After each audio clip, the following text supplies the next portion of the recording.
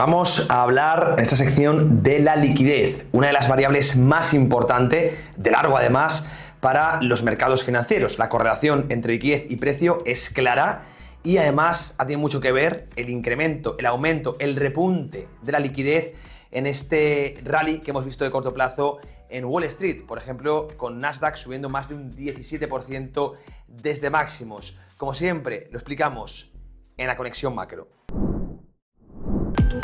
Últimas noticias, actualidad, economía, finanzas, macro.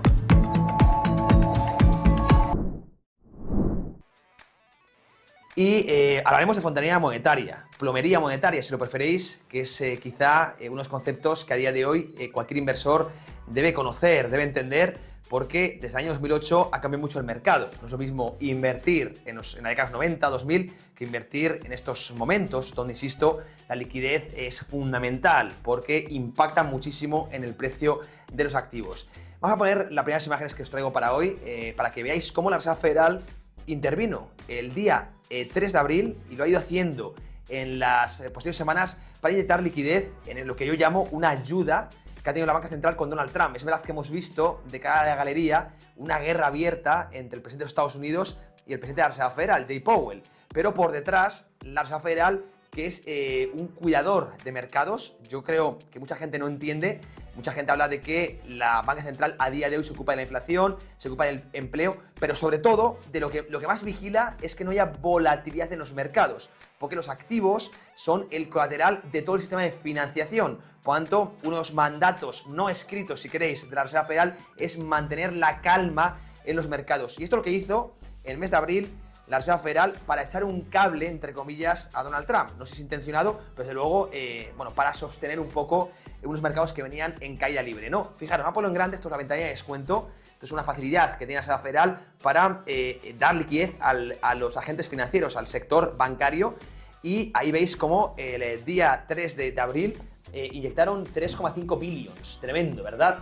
Y fijaros ahí la correlación que tiene con el Nasdaq, como el Nasdaq en ese momento en verde subió, evidentemente correlacionado con esa inyección, esa bazuca de liquidez que introdujo la Reserva Federal. ¿Qué es la ventanilla de descuento? Pues es una facilidad que ofrece la Reserva Federal de los Estados Unidos para que los bancos acudan a pedir liquidez. Es decir, un banco, imaginaos que tiene problemas de liquidez, por lo tanto va a la Reserva Federal y dice, oye, quiero 2 billions de liquidez a cambio de este colateral. Estos son repos, son préstamos. No es que la Reserva Federal compre esos bonos al banco y le dé liquidez, no. Le presta liquidez a cambio de un bono y al cabo de un tiempo esa operación se deshace, la liquidez vuelve, las reservas vuelven a la Reserva Federal, a la Banca Central, y los bonos, el colateral, a el sector bancario, ¿no? Cuando hablo de colateral, puedo hablar de bonos, pero también, por ejemplo, de acciones, ¿no? Cualquier activo realmente puede servir de colateral. Un bono tendrá menos haircut, menos coste, o sea, te dan más liquidez por un bono que por una acción, porque es más volátil. Pero al fin y al cabo, cualquier activo se puede poner de colateral, también hipotecas, bueno, en general, Bitcoin, oro, cualquier activo, ¿no? Entonces, por eso, a día de hoy, para obtener liquidez, necesitas tener activos, necesitas tener colateral, ¿no? Entonces, cuando más volatilidad hay en los activos, menos liquidez vas a obtener, porque te van a pedir más haircut, que sea más coste por acceder a esa ventanilla, ¿no? Pero el caso es que los bancos acudieron el día 3 de abril a la Reserva Federal. La Reserva Federal inyectó pues, un montonazo de liquidez nueva al mercado, que desde luego impactó en el rally. Desde ese momento el Nasdaq ha subido un 17%, es decir, la Fed, con lo que mucha gente llama el QE silencioso, porque el QE es un programa de compra de activos. La Reserva Federal crea reservas de nueva emisión y compra activos. En este caso, se crean reservas, pero se prestan, no se compran. La única diferencia entre estas operaciones y un QE es que son préstamos en vez de compras, pero no hay más. El impacto en los mercados es exactamente el mismo, ¿no? Por lo tanto, hay que estar muy atentos siempre a ese tipo de facilidades, como es la ventanilla de descuento. Todo esto se puede seguir en la página de la Reserva Federal, si alguien lo quiere vigilar, porque cuando vemos, es más que va con decalaje, no lo publican al día, tardan unas semanas en publicarse. Mucha gente dice que deja estigma, que cuando un banco acude a la ventanilla, al final manda un mensaje al resto de que tiene problemas de liquidez y puede generar eso una huida de depósitos, ¿no? Pero desde luego la banca central ha luchado mucho para que no se estigmatice, oye, usar esta facilidad y que no se creen pues esos problemas o esas falsas señales, ¿no? Y cada vez lo hacen más bancos y al fin y al cabo, cuando hay ciertos problemas o tensiones de liquidez frente a colateral, pues oye, se acude a estas ventanillas y esto impacta en los mercados, ¿no? Por tanto, la Reserva Federal, aunque la gente no lo ve, porque esto es algo más complejo, ¿verdad? Es un poco de fontanería monetaria, la oscuridad que llamo yo de los mercados, pues mucha gente no lo sigue, pero el impacto es directo, ¿no? Como digo, aquí intervino la Reserva Federal, esto no lo veis en titulares, porque los medios generalistas esto no les interesa, prefieren hablar de otro tipo de política, pues de guerra arancelaria, que sí que es interesante, que impacta, pero también hay que seguir, como siempre digo, la liquidez, la variable más importante de todas. Y aquí, insisto, ventanillas cuento Reserva Federal, a pesar de esa guerra que tienen Jerome Powell con Donald Trump, aquí le echo un cable porque digo, a día de hoy la Fed se encarga de que no haya volatilidad en los mercados y trata de cuidar al mercado de deuda y al mercado de renta variable, porque ambos activos, bonos y acciones, son el colateral que se utiliza en todo el sistema de financiación. Si hay volatilidad, va a haber menos acceso a financiación y por tanto menos liquidez, y ahí es cuando empiezan las tensiones. Por eso es tan importante y la Reserva Federal siempre acude al rescate de los mercados. Wall Street por encima de Main Street. Ese es uno de las segundas derivadas de la banca central de los Estados Unidos. Vamos con la segunda de las imágenes. Vamos a quedarnos hoy en plomería monetaria. Vamos a dedicar la sección a este tema tan interesante y además que explica este repunte que hemos visto. Ahora vamos al carry trade, el dólar yen. Ya hemos comentado, esto lo hemos repetido varias veces, pero quiero actualizarlo. La importancia del yen también en la liquidez mundial. El yen es una divisa de financiación barata, o lo ha sido por lo menos en los últimos tiempos. La gente se endeuda en yenes e invierte en dólares, en bonos, en acciones, y tratan de sacar pues un spread, es lo que se llama el carry trade, ¿no? Aprovechas que Japón tiene tipos muy bajos, te financias prácticamente gratis e inviertes pues en activos de otras divisas que te van a generar más rentabilidad. Puede tener riesgo, evidente, esta operación, pero se ha utilizado muchísimo, tanto por institucionales como también por hogares y familias. No, esto hay que decirlo, ¿no? Vamos a ponerlo en grande porque, claro, un riesgo muy fuerte es que el yen se aprecie frente al dólar, que es lo que veníamos viendo las últimas semanas. Pero cuidado, esto hizo que se deshiciera el carry trade y también se produjo liquidación de activos en dólares. Pero fijaros, ahí lo vemos desde el 11 de abril, más o menos, hemos visto también de nuevo una depreciación del yen que ha armado de nuevo el carry trade. Lo repito, desde el 11 de abril, ahora explicaremos el porqué. Fijaros, aquí hizo suelo más o menos el par dólar-yen y empezó a depreciarse de nuevo el yen. Y esto provocó que se rearmara de nuevo el carry trade, que se rearme el carry trade es muy alcista para los activos denominados en dólares, ¿no? Fijaros cómo tuvimos una subida del 5% más o menos, es verdad que justo en las últimas horas hemos visto alguna caída, pero desde luego parece que volvemos a una depreciación del yen frente al dólar y bueno, vamos a ver, porque si esto continúa, si el par dólar yen sube, esto es muy bueno para el Nasdaq y el S&P 500. Por lo tanto, siempre hay que correlacionar estos dos gráficos, ¿no? Que el par dólar-yen sube, pues si alguien no conoce mercados cambiarios, es que se está depreciando el yen frente al dólar. O visto la otra cara de la moneda, se está apreciando el dólar frente al yen. Y esto es bueno porque se vuelve a activar, a armar el carry trade, es decir, se va a producir esta operación de financiación en yenes para invertir en dólares. Bien, sin embargo, todo lo contrario, si se sigue apreciando el yen, se produce, como digo, lo he comentado otra vez, el efecto contrario, se deshace el carry trade, es decir, la gente liquida sus inversiones en dólares y ya empieza a comprar en yenes porque el yen empieza a ofrecer mejores rentabilidades tanto a nivel de divisa como también evidentemente a nivel de bonos. Por eso es importantísimo porque no solo los japoneses y los estadounidenses hacen este tipo de operaciones, todo la banca en la sombra, muchísimos asset managers lo han hecho, ¿no? De todo el mundo. Entonces se utiliza el yen como divisa de financiación barata para invertir en dólares. Por lo tanto, si se vuelve a depreciar el yen, esto es muy buena señal para las bolsas estadounidenses. ¿Y por qué se está depreciando el yen? Bueno, pues que parece que en este acuerdo comercial que está desarrollando Donald Trump con muchos países, entre otros Japón, por los aranceles, también se está negociando por debajo de la mesa el hecho de que el Banco de Japón va a imprimir yenes para comprar bonos estadounidenses, de tal manera que se puedan reducir los intereses de la curva estadounidense y con ello también, como segunda derivada, habríamos cierta depreciación del yen y por tanto ese carry trade bursátil que también favorecería como segunda derivada al mercado accionarial de Estados Unidos, ¿no? Esto lo comentábamos, lo escribíamos en Trading Pro. Si alguien tiene más interés puede leer el artículo, ¿verdad? Esa alianza entre Japón y Estados Unidos más allá de los aranceles, ¿no? Así que importantísimo seguir siempre el tema del dólar. Vamos con la siguiente de las imágenes.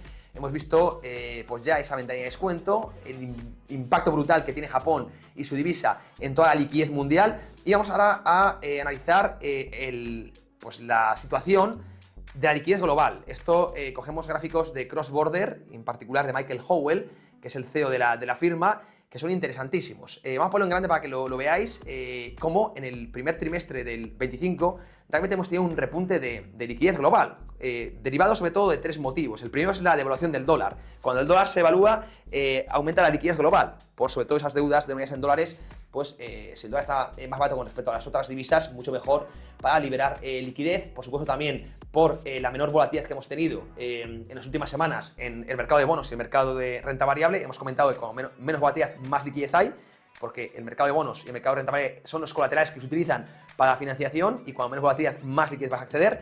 Esto también ha provocado ese repunte que estamos viendo aquí en la gráfica. Y tercero también porque hay bancos centrales que ya están inyectando base monetaria. Por ejemplo, China, ¿no? Creo que es el ejemplo más claro. Todo esto ha hecho que en este primer trimestre, ahí lo veis, en la parte derecha del gráfico, hemos tenido un repunte. Cuidado, estos repuntes suelen tener un decalaje sobre el precio de los activos de 2 meses. Por lo tanto, ya estamos empezando a ver, creo, que ese aumento de liquidez que hemos tenido en el primer trimestre, estamos ahora mismo grabando este vídeo ya en las primeras semanas de mayo.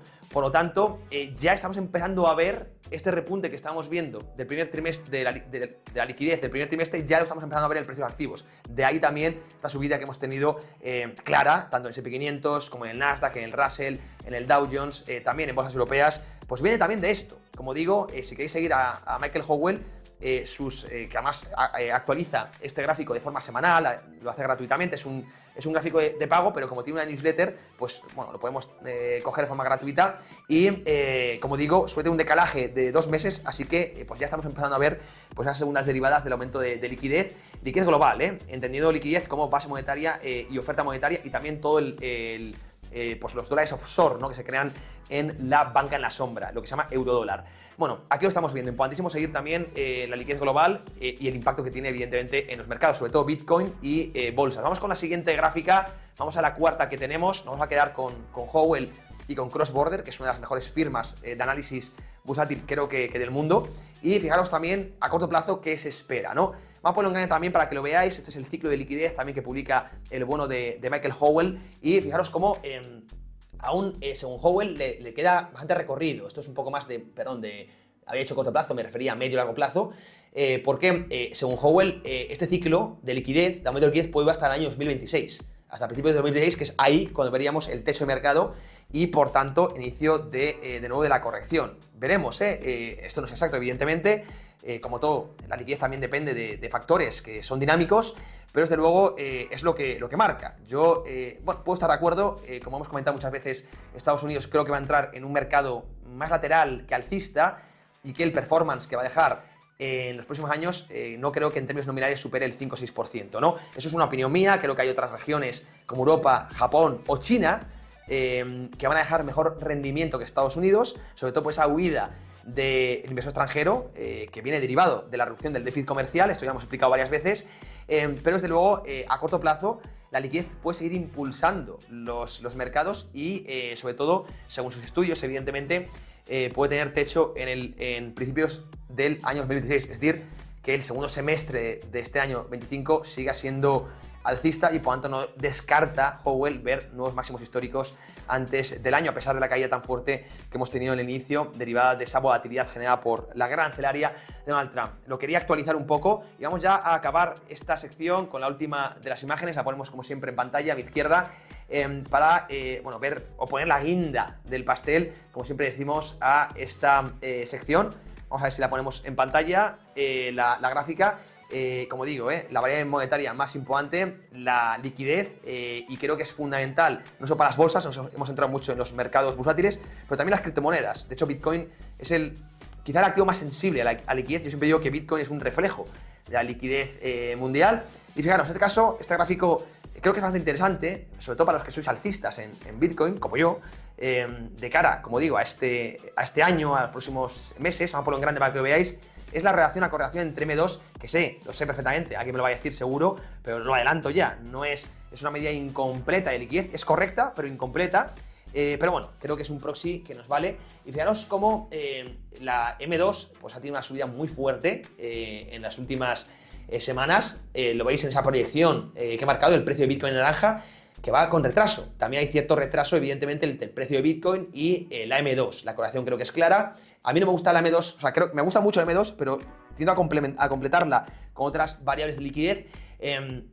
Sobre todo de base monetaria también y de euro-dólar, pero bueno, como digo, nos vale para este ejemplo y que nos llevaría a ver el precio de Bitcoin en este año en los entornos de los 150, 160 mil, para que os hagáis una idea, también apoyado en este repunte, este ciclo de liquidez que veíamos con Michael Howell, que puede ser alcista para el Nasdaq, para las empresas growth, para S&P 500 también, para las bolsas europeas. Desde luego, el que más beneficiado se va a ver de todo esto es Bitcoin, ¿no? Que en este ciclo, después de la corrección que ha tenido desde los entornos de esos 100.000, 109.000 que llegó a tocar, ahí se enredó un poco Bitcoin, una corrección sana, una consolidación, pues puede volver a retomar las subidas con ese objetivo claro en los entornos de los 150, 160 mil dólares, derivado, como digo, de esa liquidez que muchas veces se canaliza, como siempre decimos, a los mercados financieros, provoca inflación de activos, ¿no? Y el más sensible, el que más correlaciona con la liquidez de largo además, es Bitcoin, ¿no?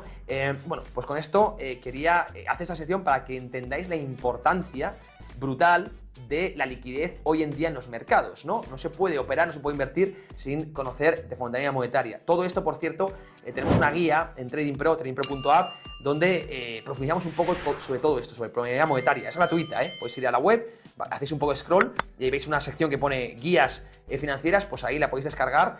Y aquí la escribí yo personalmente, profundizo un poco sobre estos conceptos que son muy interesantes para los que gusta la banca central, el sistema financiero, pues base monetaria, oferta monetaria, liquidez, pues todo esto lo explico y sobre todo el impacto que tienen los mercados. Conocer de esto es fundamental para operar, para invertir, sea a corto o a largo plazo, ¿no? Así que podéis descargar la guía para complementar este vídeo que hemos hecho y cualquier duda también, como siempre, al consultorio. Y con esto me despido, amigos y amigas.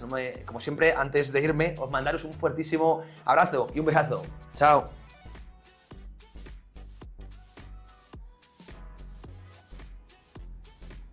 Tesla y Nvidia no paran de subir. Tenemos al S&P 500 casi en máximos históricos. Quizás invertir en estos activos ahora mismo sea tirar el dinero. ¿Pero sabéis qué compañías pueden tener un potencial de crecimiento abismal? Empresas energéticas, empresas armamentísticas, por supuesto, también hablamos de empresas de inteligencia artificial, computación cuántica, economías emergentes. Todas estas las vamos a analizar en los webinars que tenemos preparados. En TradingPro tenemos un webinar gratuito al mes. Vamos a ver todos estos temas y muchos más. ¿Queréis saber cómo apuntaros? Haz clic simplemente en el enlace que tenéis en la descripción y en el primer comentario. ¡Nos vemos! Inversión, bolsa, criptomonedas. Te contamos la actualidad que mueve los mercados.